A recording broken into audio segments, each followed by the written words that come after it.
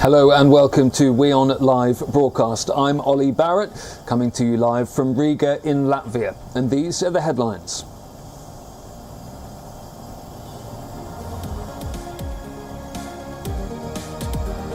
Russia's foreign minister praises India for not taking a one-sided view as he discusses what Moscow calls its special operation in Ukraine with his Indian counterpart in New Delhi.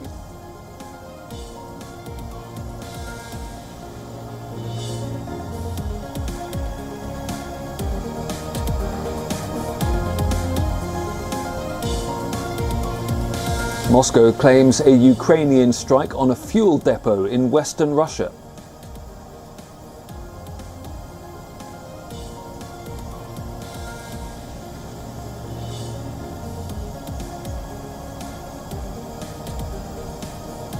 Sri Lanka's capital is under heavy security after hundreds of protesters tried to storm the president's home in a night of violence and anger over the economic crisis.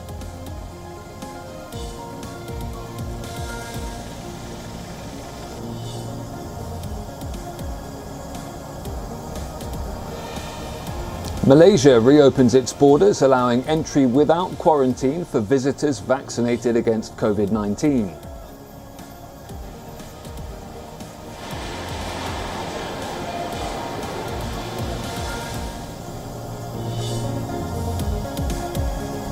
And Cristiano Ronaldo and Lionel Messi will learn their opponents for what is almost certain to be their last World Cup at the 2022 FIFA World Cup draw later on.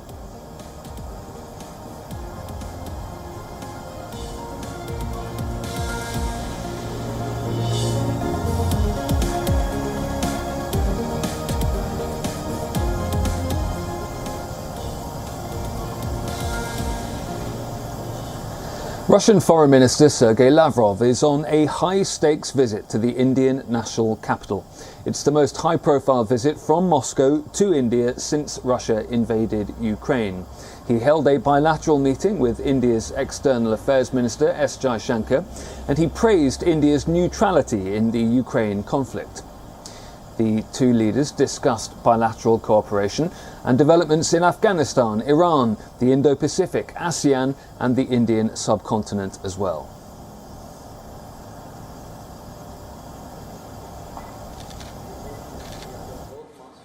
Well, as regards using ruble and rupee in our financial trade dealings, I would recall that many years ago we started moving in our relations with India, with China, and with many other countries from using dollar and euros to more and more use of national currencies. Under these circumstances, this trend, I believe, will be intensified, which is natural and obvious. I mentioned about oil supplies and supplies of high technology. If India wants to buy anything from us, we are ready to discuss and to reach mutually acceptable forms of cooperation. I cannot even imagine that India is taking some stance because India is under pressure. We respect, as I said earlier, the Indian concentration on its basic principles, namely that Indian foreign policy is built upon legitimate national interests of this country, of this state, and of these people. And that's basically all which I can say in response to your question. I cannot even imagine that India is taking some stance because India is under pressure. We respect, as I said earlier, the Indian concentration on its basic principles, namely that Indian foreign policy is built upon legitimate national interests of this country, of this state, and of these people. And that's basically all which I can say in response to your question. As we speak, Sergei Lavrov is meeting with Indian Prime Minister Narendra Modi. along with Indian National Security Advisor Ajit Doval. Russia is looking for help to reduce the impact of economic sanctions imposed by the West. So far, India has maintained a neutral stance, refusing to bow to pressure from the West and join it in sanctioning the Kremlin over Ukraine. India is currently buying Russian oil and gas and has also purchased missile systems from Russia. Reports suggest that India is weighing a plan to make rupee-ruble denominated payments as an alternative to the SWIFT banking system. This after the US and European Union cut off 7 Russian banks from using the cross-border payment system. The US says it recognises every country has different relations with Russia.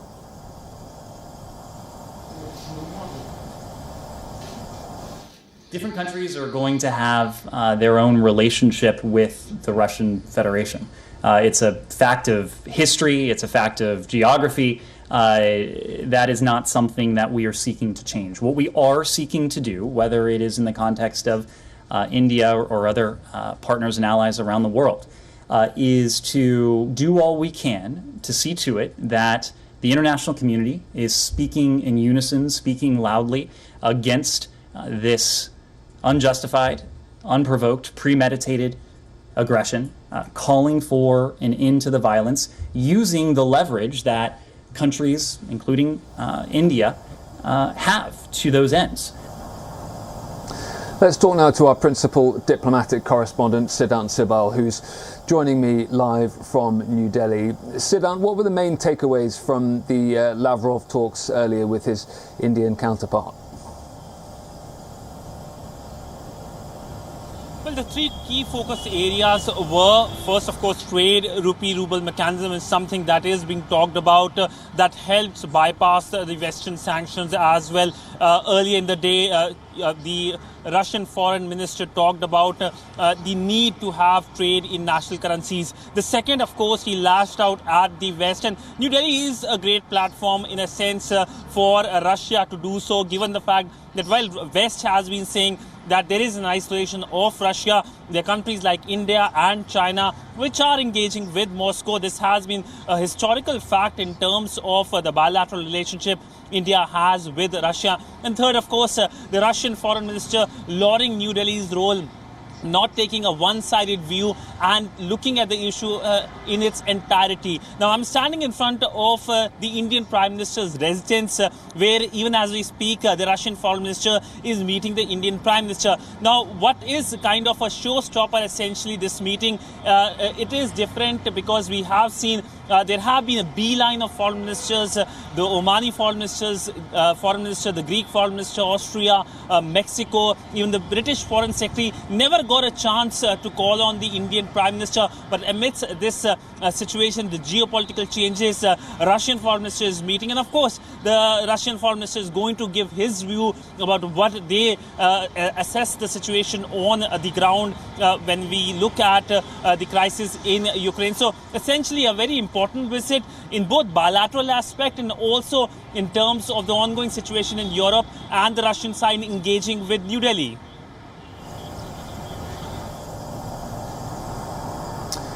Siddhant, thank you. That's Siddhant Sibal, our principal diplomatic correspondent, reporting live from New Delhi.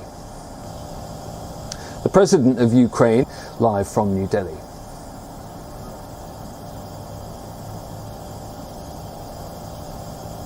The President of Ukraine has fired 2 top generals in a rare sign of internal dissent. Volodymyr Zelensky called them anti-heroes who will be gradually punished. That came in his nightly address.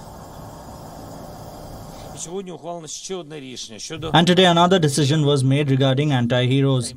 I do not have time to deal with all the traitors, but they will all gradually be punished. That is why the ex-chief of the main Department of Internal Security of the Security Service of Ukraine and the former head of the Department of the SSU in the Kherson region are no longer generals. This marks the first time that Zelensky has announced high-profile sackings of those involved in Ukraine's defence. The 2 generals who've been stripped of their ranks are the former chief of the main department of the Internal Security Service of Ukraine, Naumov Andriy Olehovich, And the other is the former head of the office of the security service Kherson, Krivoruk Sergei Alexandrovich. The president has also given an update on the situation in the south and the Donbass region of the country as well. Volodymyr Zelensky reiterated that Russia is building up forces near the besieged city of Mariupol, he says. Once a city of over 400,000 people, Mariupol is now one of the most dangerous places in the country. It's subject to non-stop shelling. The city has no running water, gas or electricity and is also low on food. Ukraine says that nearly 5,000 people, including children, have been killed since February the 24th. Meanwhile, Russia has moved about 20% of its troops from around Kiev. The suburb of Irpin, located on the outskirts of Kiev, has been completely destroyed. The town was retaken by Ukrainian forces earlier this week, but it's now a ghost town with burnt buildings and destroyed vehicles on the streets.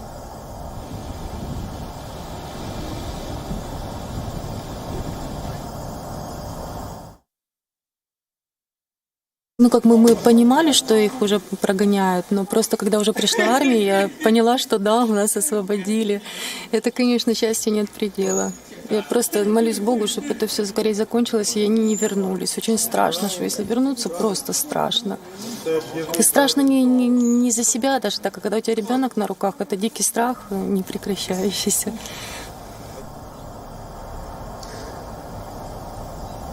Meanwhile, peace talks between Ukraine and Russia have resumed. At talks earlier in the week, Moscow said that it would reduce offensives near Kiev and in the north and focus instead in what it describes as liberating Donbass.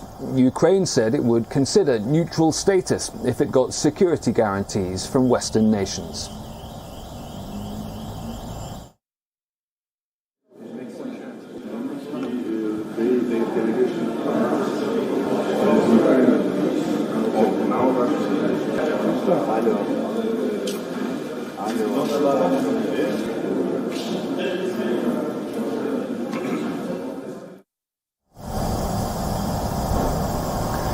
The state enterprise overseeing Ukraine's nuclear power plants has confirmed that Russian forces have withdrawn from the Chernobyl nuclear site. Russian troops announced their intention to leave and hand over control to Ukrainian personnel. They posted a copy of a formal letter purportedly signed by a representative of Russia's National Guard. All Russian forces that had occupied the Chernobyl nuclear power station have pulled back from the plant. That's according to Ukraine's state nuclear company, Energoatom, which on Thursday suggested that concerns over radiation had driven the Russians away. The explosion of one of Chernobyl's nuclear reactors in 1986 was the worst nuclear accident in history, contaminating swaths of the surrounding area with deadly radiation. Energoatom also said on Thursday that it had confirmed information that Russian troops had dug fortifications, including trenches, in the so-called Red Forest, the most radioactively contaminated part of the zone around Chernobyl. In a statement, the power company said, quote, almost a riot began to brew among the soldiers due to fears of radiation. Ukraine has repeatedly expressed safety concerns about Chernobyl and demanded the withdrawal of Russian troops, whose presence prevented the rotation of the plant's personnel for a time. Russia's defense ministry did not respond to requests for comments on the Chernobyl statements. The UN nuclear watchdog said on Thursday it is preparing to send a mission to the radioactive waste facilities at Chernobyl after Ukraine informed it that most Russian troops controlling the site had pulled out. The IAEA said it has not been able to confirm reports of Russian forces receiving high doses of radiation while stationed in the Chernobyl exclusion zone. Fears of recession are growing in the United States and the European Union as well, with energy costs skyrocketing. A basket of global equity indices has tumbled, pushing US and European stocks into their biggest quarterly loss since the start of 2020. U.S. stocks fell off a cliff at the end of Thursday's session to close out an ugly first quarter, Wall Street's biggest quarterly decline in 2 years. All three major indexes finished more than 1.5% lower on Thursday. Sam Stovall is chief investment strategist at CFRA Research. I think the market is going through a bit of end-of-quarter window dressing, where companies are getting rid of the stocks that they no longer want to own and report to shareholders that they own. And at the same time, markets are responding negatively to the most recent PCE, or personal consumption expenditure report, which showed the highest level of inflation for the Fed's favorite inflation measure, going back to 1983 on a core basis and 1982 on a headline basis. While the S&P did suffer the worst quarter in years, stocks have rebounded somewhat in March. For the quarter, the S&P 500 fell about 5%, the Dow lost more than 4.5%, and the Nasdaq dropped 9%. In company news, drugstore chain Walgreens Boots Alliance on Thursday kept its 2022 forecast for low single-digit earnings growth unchanged, pushing shares down more than 5.5%. Shares of chipmaker AMD dropped more than 8% after Barclays cut its price target for the stock by more than $30, and major U.S. airlines finished higher on Thursday. The S&P's index for that industry is up more than 4.5% so far this year. The UK's Finance Minister Rishi Sunak has compared criticism of his wife to Will Smith's slap of Chris Rock at the Oscars. In an interview with the BBC, Rishi Sunak said that he'd found it upsetting that his wife faced criticism over shares she owns in Infosys, which is a tech firm still operating in Russia. Drawing parallels with Will Smith, the UK's Finance Secretary said, "Both Will Smith and me having our wives attacked," he said, "at least I didn't get up and slap anybody." Will Smith hit comedian Chris Rock at the Oscars on Sunday after he cracked a joke about Will Smith's wife, Jada Pinkett Smith. Sunak also likened himself to the beleaguered England cricket captain Joe Root. He defended his wife and father-in-law, Narayana Murthy. Sunak's wife, Akshata Murthy, keeps a low public profile. The daughter of the billionaire founder of the Indian tech giant Infosys reportedly holds a stake in the firm worth around $900 million. The scrutiny over Sunak's wife's income comes after he urged British companies to withdraw from Russia.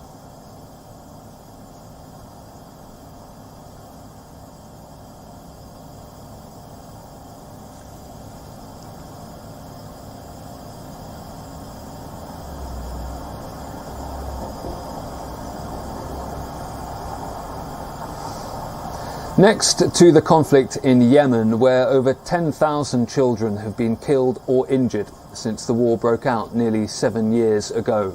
There is a lack of basic medical facilities and life-saving surgeries for those that desperately need them.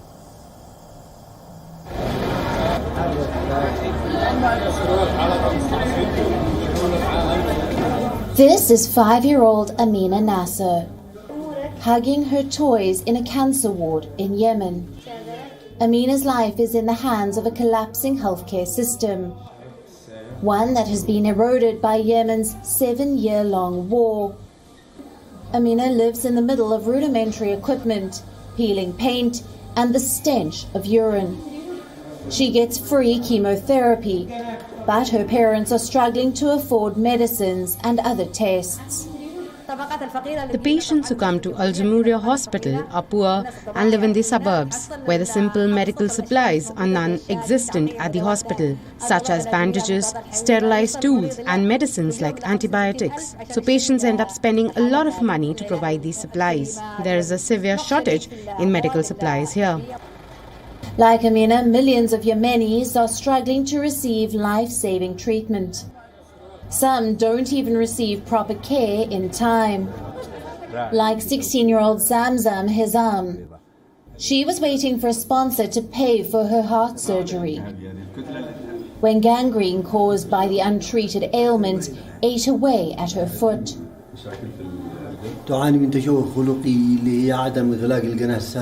She suffers from a congenital defect, which led to the failure of the patient ductus arteriosus to close.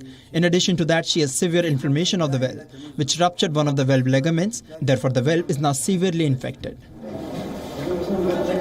In room 11 of the same hospital, Hassan Mohsen Al-Raisi is sitting on his mother's lap. The 1-year-old has a hole in his heart, and his parents are desperate. They need to travel abroad for surgery, but the blockade means that they are left without any options. The doctors who did the echocardiography check for him and noticed a hole in the heart and said he needed a surgery abroad. We could not travel because of the blockade. A siege by land, sea and air. How can we travel? In addition to the financial cost. The cost is very high. The war in Yemen has destroyed its health system, hindered the entry of foreign surgeons and restricted travel abroad. Only half of Yemen's medical facilities are fully functional. Public hospitals lack basic equipment as well as staff. Doctors and nurses prefer to work at private clinics or international organizations. We are suffering from low and delayed salaries, and they blame the lack of financial consolidation, but this was not the case before. This is a war that the world has forgotten. Millions are starving, poverty is rising, and a child is dying every 10 minutes. Yemen is the world's biggest humanitarian crisis, and it seems to be going from bad to worse. With medicines and aid dwindling, Yemen now risks losing an entire generation of children. West Asia Bureau, WION, World is One. France heads to the polls in just 9 days now. President Emmanuel Macron has launched an attack against his main contender Marine Le Pen, accusing her of having far-right tendencies and comparing her to Eric Zemmour. Zemmour has recently faced criticism over killer Macron chants that were being made at one of his rallies. I'm not going to make fictional hypotheses. I'm simply saying that overall I've heard fewer people say that she was from the far right. But I say it again, I think we have to keep on saying the truth of our projects while respecting them. They are being carried by a clan and a newcomer. I respect every French person. I fight strongly against them, but I don't normalize them.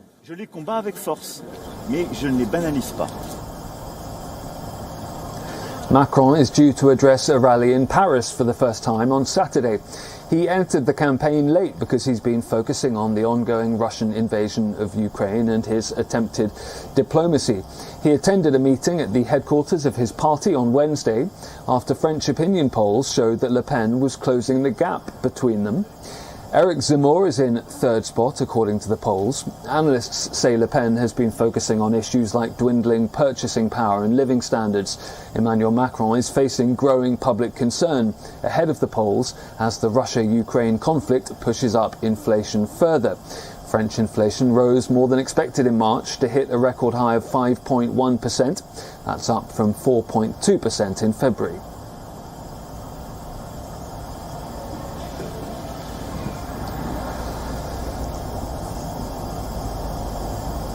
The third instalment of the Fantastic Beasts series is set for release next week, and the graphic designers of the Harry Potter franchise have put all their collections on display in London. We'll leave you with that exclusive collection. I'm Ollie Barrett, live in Riga.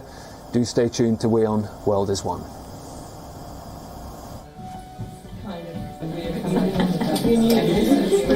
As we have.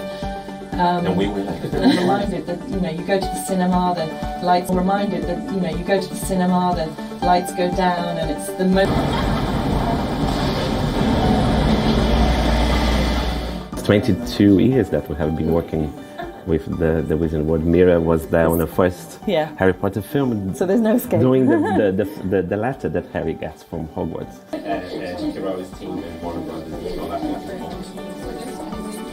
Okay.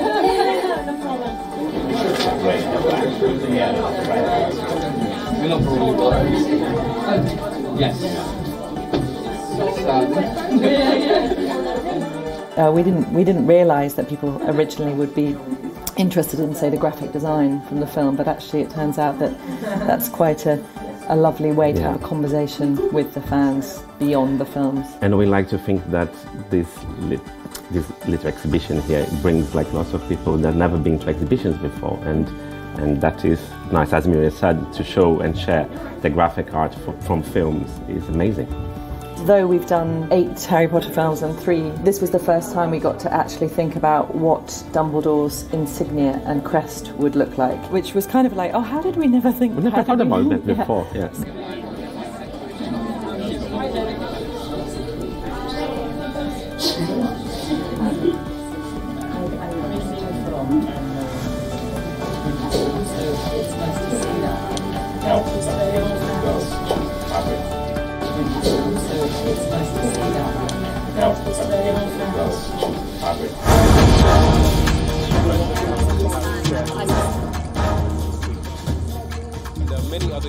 This is right, Arab.